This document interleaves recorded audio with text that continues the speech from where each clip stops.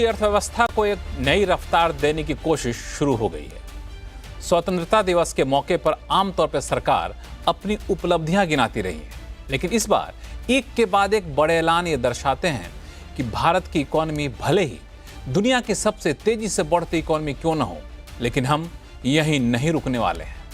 इस तरफ स्वतंत्रता दिवस के मौके पर प्रधानमंत्री मोदी के दो ऐलान काफी अहम हैं। पहला कि जीएसटी में बड़े बदलाव, ये एक ऐसी जादू की छड़ी है जो काम कर गई तो अर्थव्यवस्था की आज की जो सबसे बड़ी चुनौती है डिमांड की कमी, उसे दूर कर देगी। और दूसरा स्वदेशी अपनाओ, ये अपने आप में कई मर्ज की इकलौती दवा है।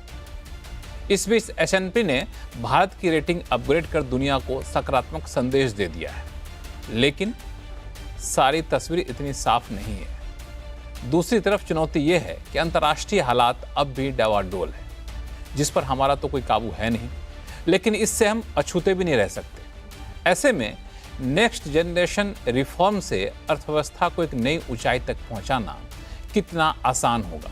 आज आवाज अड्डा में करेंगे इन्हीं मुद्दों पर चर्चा। नमस्कार, मैं हूं लक्ष्मण राय और चर्चा में शामिल होने वाले अपने खास मेहमानों से आपका परिचय करा दूं। डेलॉयट इंडिया के पार्टनर हैं MS मणि साहब, जो कि सरकार के खजाने का बड़ा हिसाब किताब रखते हैं, कितना टैक्स कलेक्शन आया, कितना गया। जीएसटी पे खासतौर से इनकी पैनी नज़र रहती है और चूँकि जीएसटी PM के ऐलान का एक बड़ा हिस्सा था। दूसरी तरफ वरिष्ठ पत्रकार अनिल पद्मनाभन सर हैं, जो लंबे समय से आर्थिक पत्रकारिता को देखे हुए हैं, अर्थव्यवस्था पे नज़र रखते हैं। इंडस्ट्री और एक्सपर्ट हमारे साथ हैं सुनील सुब्रमण्यम साहब, जो कि इकॉनमी और निवेशकों के बीच में गहरी पैठ रखते हैं, और इकोनॉमिस्ट मिताली नुक्योरो हमारे साथ जुड़ेंगे कुछ ही देर में। तो आप सभी मेहमानों का बहुत बहुत स्वागत है। शुरुआत मैं MS मणि साहब आपसे ही करना चाहूँगा। आपसे करने के पीछे खास मकसद ये है कि प्रधानमंत्री ने जो सारे ऐलान किए, सबसे बड़ी हेडलाइन मैंने देखा कि GST रही, और GST में वो सारे ऐलान कर दिए गए जिसकी मांग कई प्लेटफॉर्म पर आपने भी की थी। तो मैं उस ऐलानों की बारीकियों पे नहीं जाऊंगा, मैं सिर्फ आपसे इतना समझूंगा कि इन ऐलानों की वजह से ज़मीन पर डिमांड बढ़ेगा, इकॉनमी को रफ्तार मिलेगी, ये सब सोचना कितना सही होगा? लक्ष्मण जी, सबसे पहली बात यह है कि प्रधानमंत्री ने इंडिपेंडेंस डे का फोरम चुना जीएसटी के बारे में ऐलान करने के लिए। मेरे हिसाब से वो खुद ही बहुत रिमार्केबल है, क्योंकि इसके पहले तो मैंने भी कभी भी इंडिपेंडेंस डे के फोरम में या रिपब्लिक डे के फोरम में जो स्पीचेस होती हैं, कहीं पर भी वहां पर कोई टैक्स रिफॉर्म का जिक्र तो मैंने कभी देखा नहीं है और मुझे याद भी नहीं आ रहा है। तो उन्होंने ये ऐलान उस मौके पर किया, ये इंडिकेट करता है कि ये जो ऐलान है ये कितनी खास है और कितनी अहम है पूरे इकोनॉमी के लिए और देश के लिए। वजह बहुत सिंपल है, जीएसटी जो है वो ऐसी टैक्स है जो हर आइटम के प्राइस में एम्बेडेड रहती है।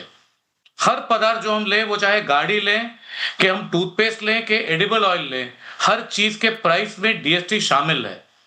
तो जब कंज्यूमर्स की बात आती है, उनको जीएसटी कितना है एक प्रोडक्ट में और वो प्रोडक्ट का कॉस्ट कितना है, उन दोनों के बीच में वो डिस्टिंग्विश नहीं कर पाते हैं, क्योंकि सारे प्रोडक्ट जो बिकते हैं वो इंक्लूसिव ऑफ टैक्सेस बिकते हैं।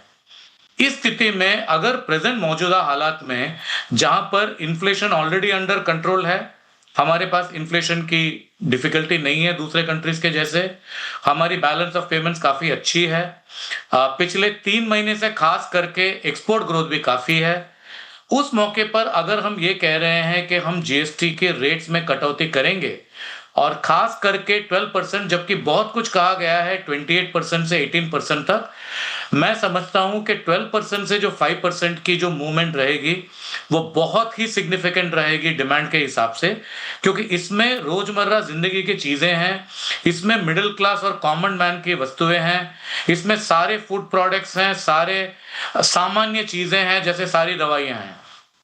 तो जब सारे आइटम्स 12% से 5% पे आ जाते हैं, तो इसका जो असर पड़ेगा डिमांड जनरेशन के ऊपर वो जबरदस्त रहेगा। इसीलिए मेरे हिसाब से शायद ये प्राइम मिनिस्टर ने सेलेक्ट किया था कि इंडिपेंडेंस डे का फोरम है इस किस्म के अनाउंसमेंट करने के लिए। आपको ये भी याद होगा कि जीएसटी का जब इंट्रोडक्शन हुआ था तो पार्लियामेंट के मिडनाइट सेशन में इसका उद्घाटन हुआ था और ये उसके बाद में सबसे इंपॉर्टेंट डेट रहेगा जीएसटी के लाइफ में। ये सबसे इम्पोर्टेंट डेट रहेगा जीएसटी के लाइफ में। अनिल पद्मनाभन साहब आपके पास आऊँगा और साथ में सुनील सुवर्णम साहब आपके पास भी आऊँगा, लेकिन मैं इकोनॉमिस्ट मिताली निकोरे के पास जाना चाहूँगा यहाँ पे। मिताली, आपको क्या लगता है कि जिस तरीके का जो कह सकते हैं ना कि इस वक्त की सबसे ज़्यादा ज़रूरत थी जो कदम उठाने के लिए अर्थव्यवस्था को अगले लेवल पर ले जाने के लिए, वो कदम 15 अगस्त के भाषण से साफ दिख रहा है? जी, जी, बिल्कुल लक्ष्मण जी, फ़र्स्टली थैंक यू मुझे शो में लेने के लिए, शामिल करने के लिए इस डिस्कशन में। ये एक बहुत ही इम्पोर्टेंट बात है जो जीएसटी की अनाउंसमेंट इंडिपेंडेंस डे के मौके पर करी गई, क्योंकि इससे ये पता चलता है कि प्राइम मिनिस्टर को समझ में आ रहा है, प्राइम मिनिस्टर के ऑफ़िस को समझ में आ रहा है कि काफ़ी सालों से ये डिमांड्स आ रही हैं कि जीएसटी का एक रैशनलाइज़ेशन होने की बहुत ज़रूरत है, बहुत आवश्यकता है। आज इकोनॉमी को एक नई इंजेक्शन की ज़रूरत है, क्योंकि अगर हमारे ऊपर ट्रम्प टैरिफ्स लगे और उसका ट्रेड शॉक आया, तो हमें अपनी डोमेस्टिक इकोनॉमी में भी सेल्स बढ़ाने की बहुत ज़रूरत पड़ेगी। और इस मामले में अगर हमारा जीएसटी का रेट रिडक्शन होता है, तो ऑफ कोर्स ये कंज्यूमर को तो बेनिफिट करेगा ही, लेकिन मेरे हिसाब से ये बी टू बी सेल्स यानी बिज़नेस टू बिज़नेस सेल्स में एक बहुत बड़ा कंट्रीब्यूटर रहेगा, क्योंकि जब हम जैसे फॉर एग्जांपल हम तो जाके कंज्यूमर फेसिंग गुड्स खरीदते हैं, जैसे तेल हो गया, जैसे पानी हो गया, जैसे दूध हो गया, उस पे हम 5% का जीएसटी देते हैं। लेकिन जब आप बी टू बी सेल्स करते हैं, तो जैसे अगर आपको सीमेंट खरीदना है या फिर आपको लॉजिस्टिक्स सर्विसेज लेनी है या फिर आपको कोई भी पदार्थ अपने रियल एस्टेट के कंस्ट्रक्शन के लिए खरीदना है, उसके ऊपर भी आप जीएसटी दे रहे हैं और उसमें कैस्केडिंग इफेक्ट हो जाता है जीएसटी का। तो इसलिए ये बहुत ज़रूरी है कि अगर हमें अपनी ट्रेड, डोमेस्टिक ट्रेड को बढ़ाना है बिटवीन स्टेट्स, अगर हम अपनी डोमेस्टिक इकोनॉमी को एक शॉट देना चाहते हैं कि हाँ, ये एकदम आगे बढ़े, और अगर हम बी टू बी सेल्स को और ज़्यादा बढ़ाना चाहते हैं और उनको फॉर्मल सेक्टर में लेके आना चाहते हैं, ये ना हो कि वो इनफॉर्मल और कैश इकोनॉमी की तरफ चली जाए, तो उसके लिए जीएसटी रेट्स को कम करना और सिंप्लीफाई करना, ये दोनों चीज़ें बहुत ही ज़रूरी हैं। ये दोनों चीज़ें बहुत ही ज़रूरी थी। सिर्फ रेट ही कम नहीं किया करने की बात की गई, इसको सिंप्लीफाई करने की भी बात की गई। सुनील सुवर्णम साहब, अलग अलग कंपनियों के रिजल्ट को भी आप काफ़ी बारीक से देखते रहे हैं। अभी हाल में कंपनियों के रिजल्ट भी सीजन भी ख़त्म हुआ, तो पहले बात हो रही थी कि रूरल डिमांड अच्छी है, अर्बन डिमांड बहुत अच्छी नहीं है। अब हुआ कि रूरल डिमांड भी कम हो रही है, अर्बन डिमांड में वो रफ्तार देखने को नहीं मिल रही है। तो ये जो डिमांड वाला सारा लोचा था, वो अब जीएसटी रेट कट करने के बाद ख़त्म हो जाएगा, माना जाए? नहीं, खत्म तो नहीं होगा, मगर मेरा मानना थोड़ा विपरीत है। मणि साहब ने कहा कि इसकी इफेक्ट 12 से 7 की प्रोडक्ट्स में ज्यादा दिखेगी। मेरा मानना है नहीं, ये 28 से 18 की बाद में ज्यादा दिखेगी। और मैं क्यों बताता हूं आपको, क्योंकि जो आम जनता 12 में खरीदती है, उसमें खाली 7% से उनकी सोच खरीदने के ऊपर बदल नहीं सकती है। मगर एक कंज्यूमर ड्यूरेबल जिसपे 28% लिखता है ना, तो उसमें देखिए कि क्या है कि ये ईएमआई के थ्रू खरीदा जाता है। तो आपको ये जो 10% की कटौती होगी जीएसटी में, उसके साथ आपको इंटरेस्ट रेट्स के भी जो आरबीआई ने एक 100 बेसिस पॉइंट्स का रेट कट किया है, और गवर्नमेंट ने भी फिजिकल तौर पर 1 लाख करोड़ मिडिल क्लास को हाथ में दिया है पैसा।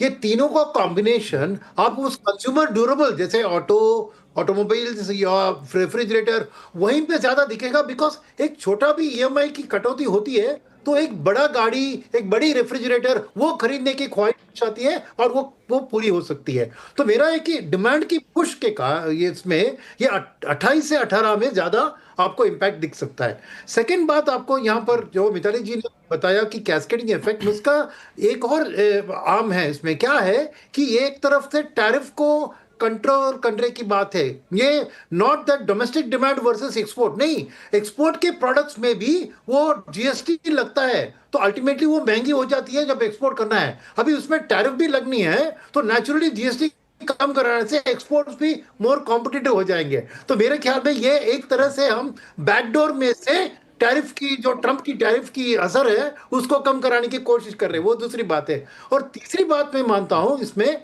कि आप देख लीजिए कि एसएनपी का, क्योंकि अल्टीमेटली ये टैक्स का जो कम होना है वो एक तरह का रेवेन्यू एक्सपेंडिचर है गवर्नमेंट के लिए, और इनको खबर आ गई होगी कि एसएनपी की रेटिंग इंप्रूव होने वाली है और इसलिए उनका फिस्कल सिचुएशन कंफर्टेबल है। तो थोड़ा बहुत इस साल में अगर आपको इनकम कम होती है इसके कारण, तो भी हम फिस्कल डेफिसिट की जो टारगेट रखे हैं उसको आसानी से मिल सकते हैं। और अगले साल की बात करें तो उनकी उम्मीद है कि वॉल्यूम बढ़कर टोटल इनकम का अमाउंट भी बढ़ेगा, घटेगा नहीं। तो ये एक सोच समझ के लिया गया एक्शन है।